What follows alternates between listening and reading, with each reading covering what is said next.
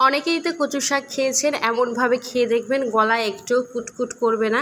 তো চলুন প্রথম থেকে শুরু করি। তো আমি কচুটা কেটে নিয়ে তা আম পাতা দিয়ে সেদ্ধ করতে বসিয়ে দিয়েছি। আম পাতা দেওয়ার কারণ একটাই, যাতে গলাটা না ধরে। সেদ্ধ করে নামিয়ে নেওয়ার পর কড়াইতে সাদা তেল দিয়ে তাতে রাঁধুনি, শুকনো লঙ্কা, তেজপাতা ফোড়ন দিয়ে পেঁয়াজ আর কাঁচা লঙ্কা দিয়ে ভালো করে ভাজা ভাজা করে নিয়ে, এই দেখুন এইটা রসুন পেস্ট ছিল, আপনারা চাইলে থেতো করেও দিতে পারেন। রসুন পেস্ট দিয়ে ভালো করে মশলাটা কষে ওর মধ্যে লবণ হলুদ দিয়ে দিলাম। আপনারা আপনাদের অনুযায়ী ঝাল দেবেন, ঝাল কচুতে একটু বেশি দিলে ভালোই লাগে। তারপরে এই দেখুন ভালো করে আমি কচু শাকটাকে দিয়ে ভালো করে কষিয়ে নিয়েছি। আর সেদ্ধ করার সময় আম পাতা দিলে গলা একটু কুটকুট করবে না। রান্না করে এইভাবে দেখবেন, অবশ্যই ভালো লাগবে।